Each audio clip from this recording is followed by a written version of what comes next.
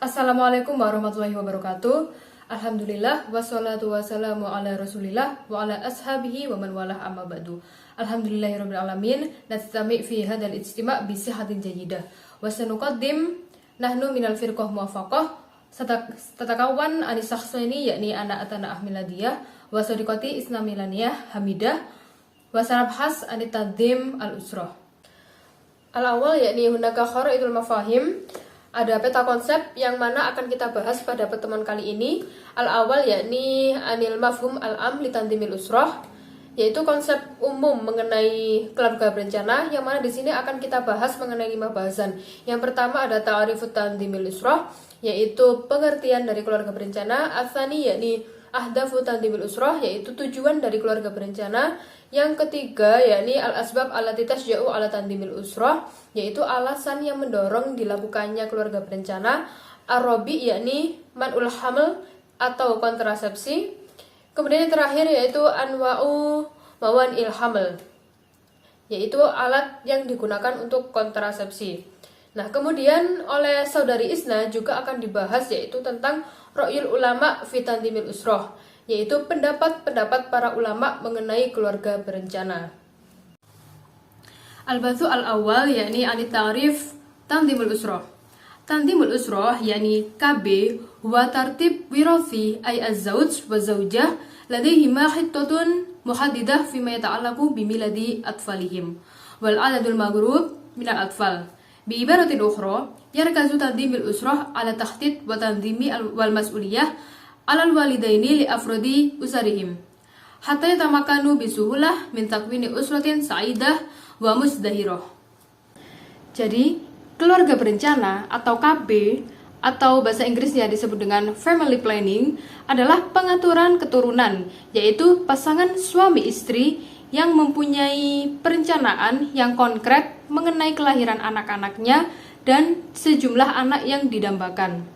Dengan kata lain, KB ini dititik beratkan pada perencanaan, pengaturan, pertanggungjawaban orang tua terhadap anggota keluarganya agar dengan mudah dapat mewujudkan keluarga yang bahagia dan sejahtera. Nah, untuk itu dilakukan upaya dalam hubungan suami istri untuk tidak terjadi kehamilan. Nah, kemudian Mahmud Shaltut juga mendefinisikan KB sebagai pengaturan dan penjarangan kelahiran atau usaha mencegah kehamilan sementara atau untuk selamanya sehubungan dengan situasi dan kondisi tertentu, baik dari segi keluarga yang bersangkutan maupun untuk kepentingan masyarakat dan negaranya.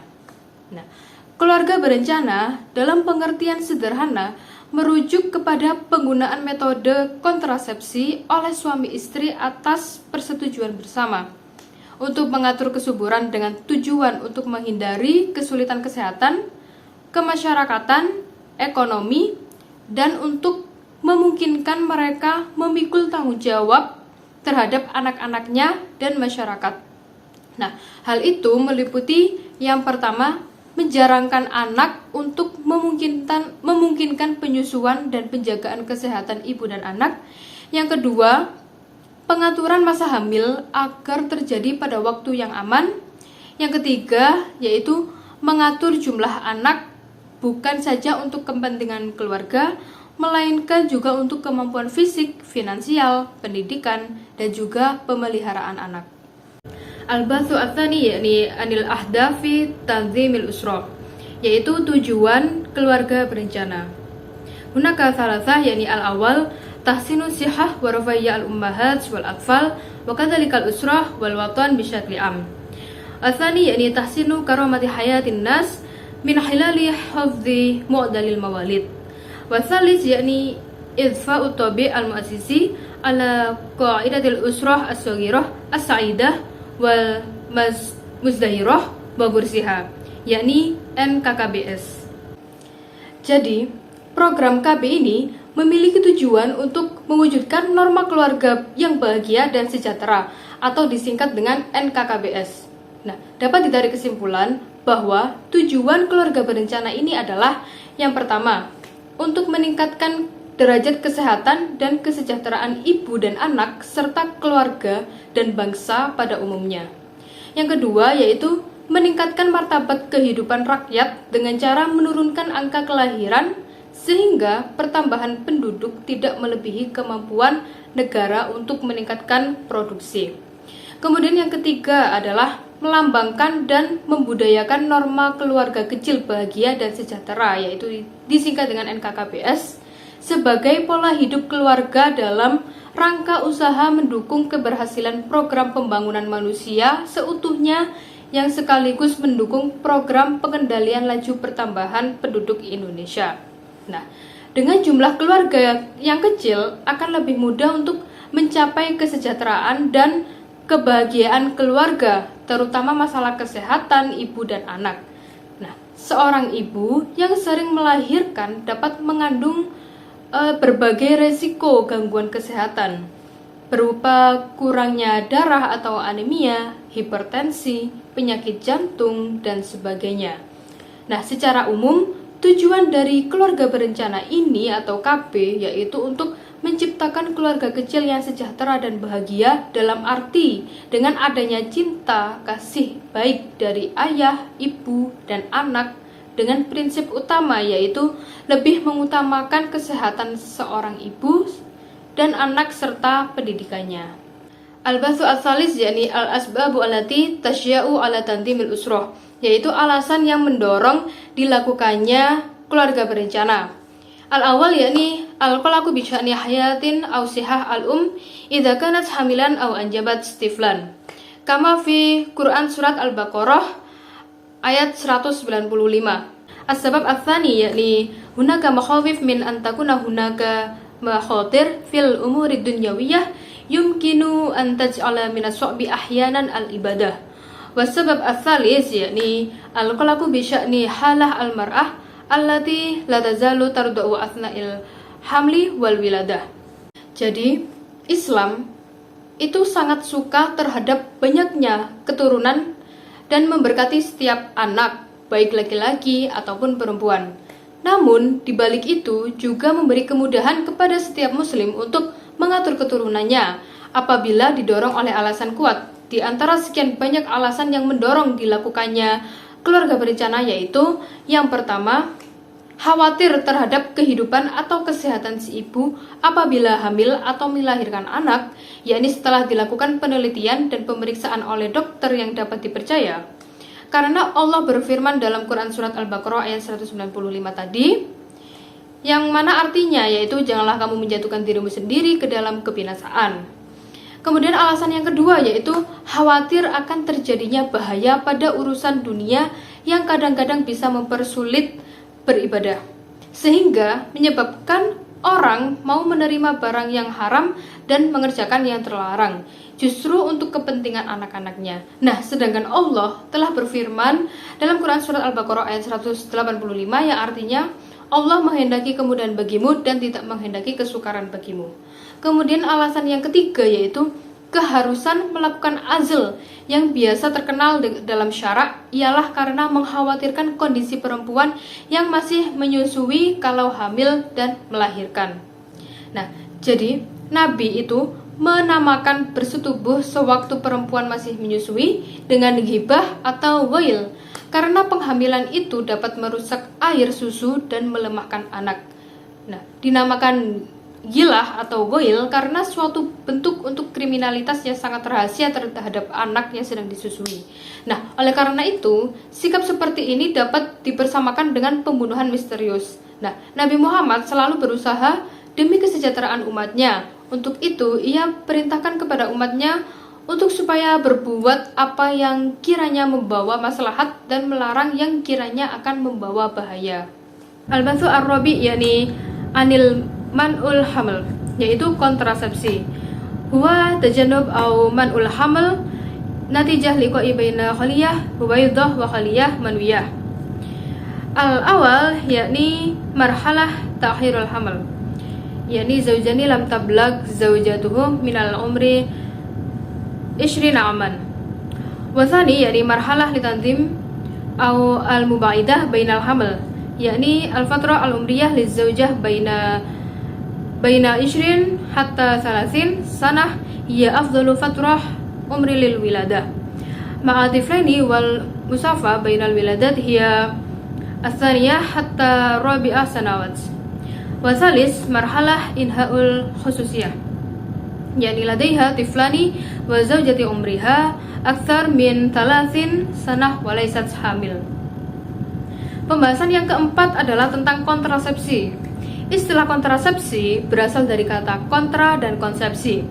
Kontra berarti melawan atau mencegah, sedangkan konsepsi adalah pertemuan antara sel telur matang dengan sperma yang mengakibatkan kehamilan.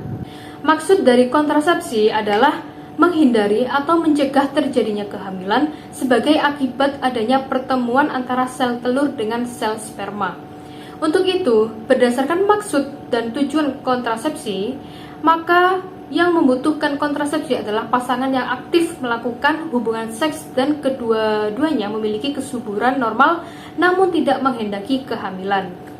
Kontrasepsi adalah usaha-usaha untuk mencegah terjadinya kehamilan, yang mana usaha itu dapat bersifat sementara dan dapat juga bersifat permanen. Adapun akseptor KB menurut sasarannya meliputi 3 fase. Fase yang pertama adalah fase menunda kehamilan. Nah, fase menunda kehamilan ini, fase menunda kehamilan pertama sebaiknya dilakukan oleh pasangan yang istrinya belum mencapai usia 20 tahun. Karena usia di bawah 20 tahun ini adalah usia yang sebaiknya menunda untuk mempunyai anak dengan berbagai alasan. Kriteria kontrasepsi yang diperlukan yaitu kontrasepsi dengan pulihnya kesuburan yang tinggi. Artinya kembalinya kesuburan dapat terjamin 100%. Hal ini penting karena pada masa ini pasangan belum mempunyai anak serta efektivitas yang tinggi. Kontrasepsi yang cocok dan yang disarankan adalah pil KB dan juga AKDR. Kemudian fase yang kedua adalah fase mengatur atau menjarangkan kehamilan. Periode usia istri pada fase ini yaitu antara umur 20 sampai 30 tahun.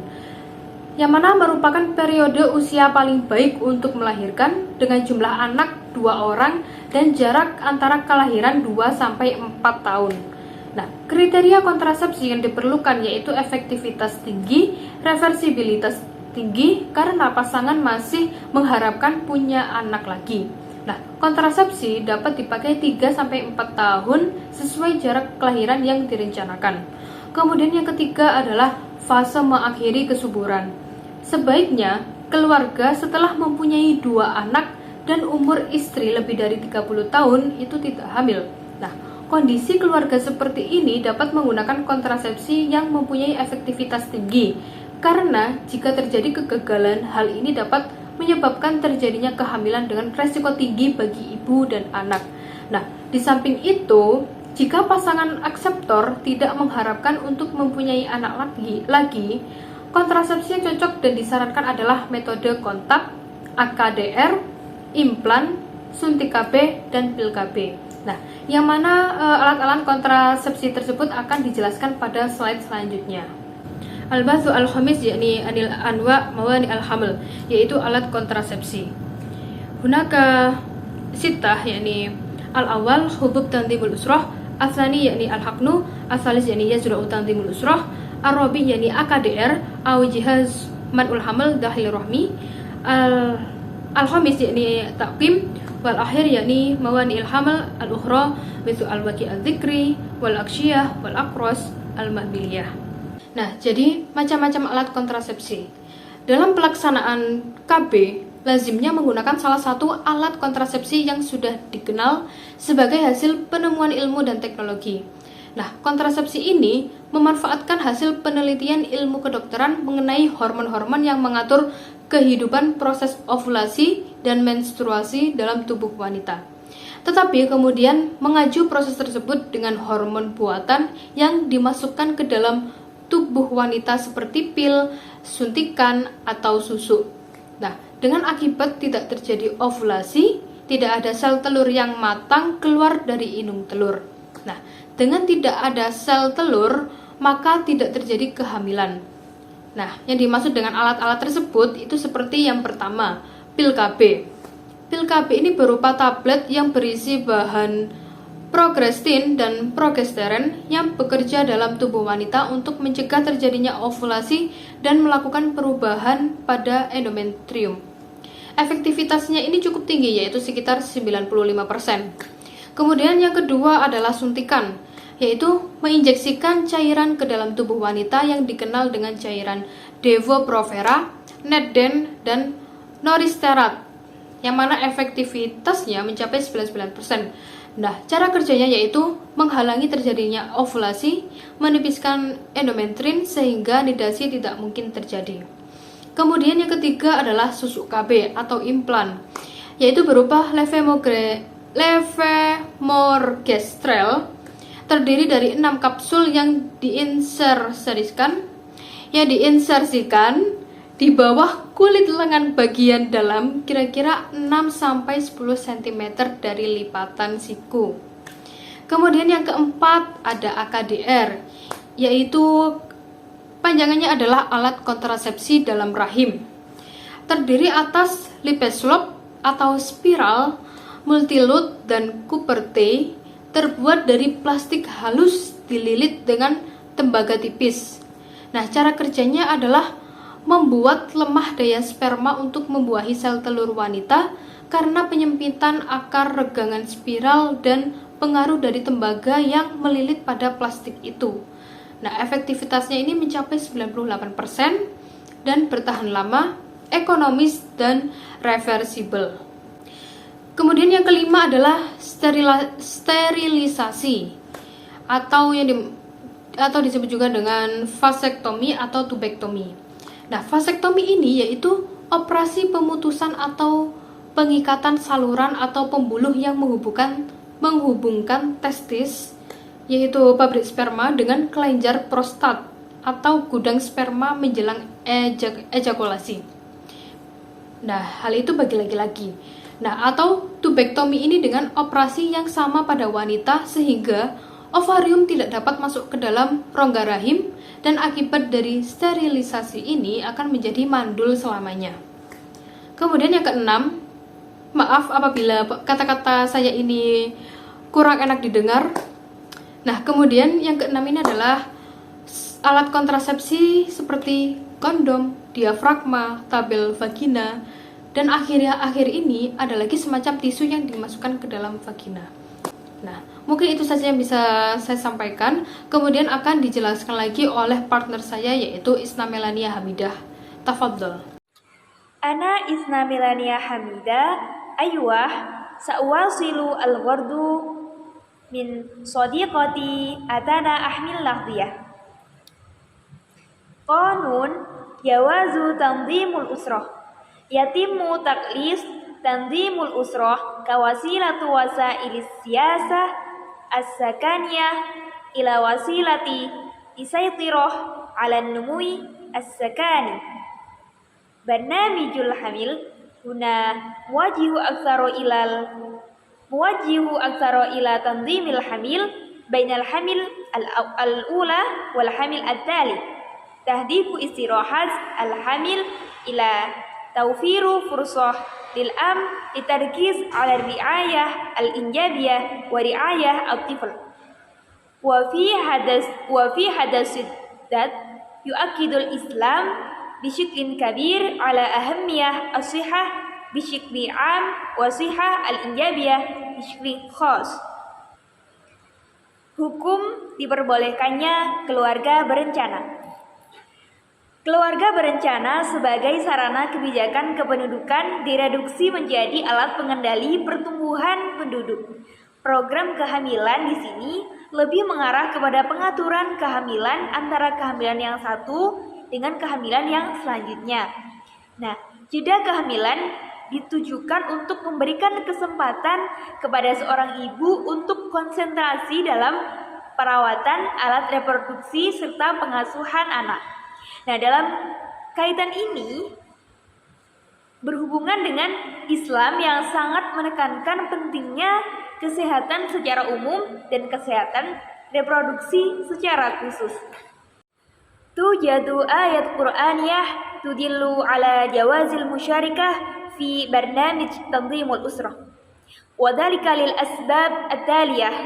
Awalan, alasan di mana diperbolehkannya dalam Al-Quran untuk melakukan KB atau program keluarga berencana. Di mana alasan yang pertama, awalan al-qulq ala salamatir ruh au sihah al-um. Di mana untuk menyelamatkan jiwa dan juga demi kesehatan seorang ibu. Nah, dan di sini itu tertera dalam kalam Allah surah Al-Baqarah ayat 195. A'udzu billahi minasy syaithanir rajim. Bismillahirrahmanirrahim. Wala tulqu biaidikum ila tahlukah. Yang artinya, janganlah kalian menjerumuskan diri dalam kerusakan. Di mana alasan ini diperbolehkannya seseorang ibu untuk melakukan KB karena demi keselamatan dirinya, untuk kesehatannya. Contohnya, di dunia nyata ini atau di era saat ini, banyak seorang ibu itu yang kandungannya itu lemah. Nah, sehingga ia diperbolehkan untuk melakukan program KB. Poin yang kedua yaitu alasan diperbolehkannya KB dalam hadis Rasulullah SAW, yaitu al-qulq ala salamatuddin min dhaifil ufuq fahadha muwafiqan li hadis Rasul kadal faqiru an takuna kufran.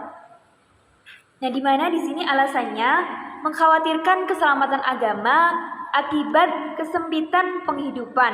Nah, hal ini sesuai hadis yang saya sebutkan tadi, di mana artinya kefakiran atau kemiskinan itu mendekati kekufuran. Di mana ketika dalam keluarga itu mempunyai banyak anaknya itu sudah 5, tapi tidak KB.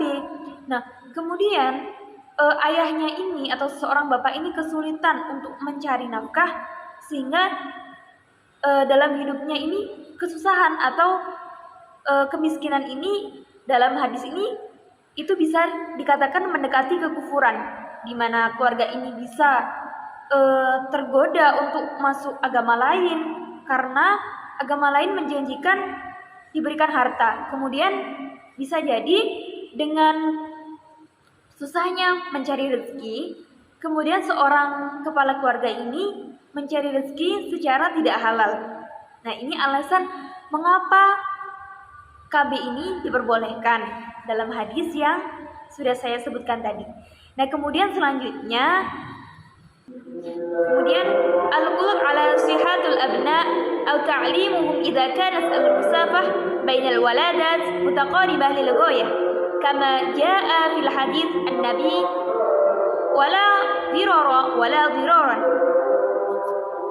di mana disebutkan bahwasanya alasan diperbolehkannya KB, nah ini yaitu mengkhawatirkan kesehatan atau pendidikan anak-anak bila jarak kelahiran atau kelahiran anak ini terlalu dekat, sebagaimana hadis yang sudah saya sebutkan tadi, yaitu yang artinya jangan bahayakan dan jangan lupa membahayakan orang lain. Nah, alasannya ketika seseorang ibu ini tidak melakukan KB, ketika jarak antara anak satu dengan anak selanjutnya atau anak yang ketiga dan anak selanjutnya lagi ini terlalu dekat, maka otomatis si ibu ini kan kewalahan mendidik atau melakukan pola asuh anak. Nah, ini juga sangat dikhawatirkan. Makanya hadis ini diperbolehkannya program keluarga berencana. Nah, disebutkan hadis lagi di mana dalam hadis Nabi menyebutkannya yang artinya sesungguhnya lebih baik bagimu meninggalkan ahli warismu dalam keadaan berkecukupan daripada meninggalkan mereka, menjadikan mereka menjadi beban atau tanggungan. Nah, dalam hadis ini menjelaskan bahwa hendaknya suami istri ini mempertimbangkan secara matang tentang biaya rumah tangga selagi keduanya masih hidup. Dan jangan sampai anak-anak mereka menjadi beban bagi orang lain. Ketika ayah dan ibu ini sudah tahu kurang mampu, kemudian terus-menerus melakukan reproduksi atau membuat anak. Nah, tidak terurus. Nah, ini sangat dikhawatirkan, makanya diperbolehkannya program keluarga berencana. Selanjutnya yaitu diperbolehkannya KB menurut Yusuf Al-Qaradawi. Wa minal asbab allati tashyi' tanzimul usrah inda Yusuf Qaradawi, yaitu yang pertama al-qulq bi sya'ni hayah aw sihah al-um idza kanat hamilan aw tulidu tiflan faqad tamma bahth hadzal amr wa fuhsah min qabl tayyib muwathiru bih. Di mana alasan yang pertama yaitu mengkhawatirkan terhadap kehidupan atau kesehatan si ibu apabila hamil atau melahirkan anak. Hal ini telah dilakukan penelitian oleh dokter yang dapat dipercaya. Nah, alasan ini karena ketika seorang ibu ini dikhawatirkan ketika hamil maka keselamatan hidupnya akan terancam, maka ini diperbolehkan untuk melakukan KB. Nah, kemudian selanjutnya al-qulq min ayyakuna hunaka khatrab fi umurid dunya yumkinu ayyaj'ala minas suhbi ahyanal ibadah bima yaj'alun nas yaqbaluna al-hurmat wa yaf'aluna al-hurmat ala wajhi at-tahdid liman fa'ati atfalahum. Fi hadhihi al-halah tashmilu ihtimamat al-atfal as-sihah wa ta'lim. Nah, alasan yang kedua yaitu khawatir akan terjadinya bahaya pada urusan dunia yang kadang-kadang bisa mempersukar ibadah sehingga menyebabkan orang mau menerima barang yang haram dan mengerjakan yang terlarang justru untuk kepentingan anak-anaknya. Dalam hal ini kepentingan anak meliputi kesehatan dan juga pendidikannya. Nah, contohnya telah saya uraikan sebelumnya tadi bahwasanya dikhawatirkan ketika seorang keluarga ini atau antara ayah dan ibu ini terus-menerus mempunyai anak namun tidak diperhatikan bahwa kemampuannya dalam mencukupi kebutuhannya ini tidak bisa. Dan dikhawatirkan seorang ayah ini bisa melakukan pekerjaan apapun asal dia mampu memenuhi kebutuhannya, walaupun pekerjaannya ini haram tetap dilakukan. Nah, ini maka alasan Yusuf Qaradawi memperbolehkan program keluarga berencana. Kemudian alasan yang ketiga yaitu jawaz azbul azal al-ma'ruf fi syara' bisabab al-qulq ala halah al-mar'ah al-mardi'ah idza kanat hamilan wa talidu atfalan. Di mana alasan selanjutnya yaitu pembolehan melakukan azal yang biasa terkenal dengan syara' ialah karena mengkhawatirkan kondisi perempuan yang sedang menyusui kalau hamil dan melahirkan anak baru.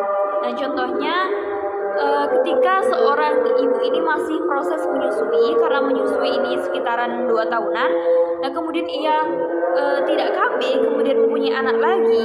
Nah, ini dikhawatirkan akan mempengaruhi kesehatannya ketika menyusui sambil hamil. Jadi seperti itu alasan Yusuf Qaradawi memperbolehkan program keluarga berencana. Nah, selanjutnya yaitu menurut Ra'yul Ulama, yaitu menurut mayoritas ulama menyebutkan bahwasannya tidak ada nas sharih secara eksplisit yang melarang ataupun memerintahkan melakukan program keluarga berencana. Namun beberapa ulama ini beralasan dari sudut pandang ekonomi dan juga kesehatan. Nah, salah satunya yaitu sebagai berikut: untuk memberikan kesempatan bagi wanita beristirahat antara 2 kehamilan. Kemudian selanjutnya, jika salah satu atau kedua orang pasangan suami istri memiliki penyakit yang dapat menular. Nah, ini kan sangat bahaya ya. Ketika contohnya suaminya memiliki penyakit yang menular, dan nanti ditakutkan kalau tidak KB akan menularkan kepada istrinya. Kemudian selanjutnya, untuk melindungi kesehatan ibu. Nah, alasannya ini ketika seorang ibu proses menyusui, kemudian dia tidak KB, kemudian hamil lagi, nah ini akan berpengaruh terhadap kesehatan seorang ibu. Kemudian selanjutnya, alasannya jika keuangan suami istri tidak mencukupi untuk membiayai lebih banyak anak. Nah, ini sangat dianjurkan untuk para orang tua untuk melakukan program keluarga berencana. Ada istilah bahwasanya banyak anak banyak rezeki, ya, banyak anak banyak rezeki yang dicari. Nah, seperti itu. Jadi banyak rezeki yang harus dicari, gitu. Kemudian selanjutnya yaitu menurut fatwa Majelis Ulama Indonesia menjelaskan bahwa ajaran Islam membenarkan keluarga berencana. Argumen yang membolehkannya adalah untuk menjaga kesehatan ibu dan anak, kemudian pendidikan anak agar menjadi anak yang sehat, cerdas, dan soleh. Nah, kemudian juga disebutkan yaitu ketika program KB ini digalangkan, nah, akan juga mengurangi angka kematian karena kebanyakan saat ini angka kematian ini banyak terjadi pada ibu yang terus-menerus dituntut suaminya untuk melahirkan atau untuk mempunyai anak. Jadi seperti itu alasan diperbolehkannya program KB menurut fatwa Majelis Ulama Indonesia. Kemudian selanjutnya menurut Majelis Tarjih Muhammadiyah memandang KB sebagai jalan keluar dari keadaan mendesak. Dibolehkannya sebagai hukum pengecualian, yakni yang pertama untuk keselamatan jiwa atau kesehatan ibu. Kemudian yang kedua untuk menjaga keselamatan agama orang tua yang dibebani kewajiban mencukupi keperluan hidup keluarga dan anak-anaknya. Kemudian yang ketiga untuk menjaga keselamatan jiwa, kesehatan dan pendidikan anak-anak. Nah, ini sangat perlu diperhatikan oleh semua orang tua.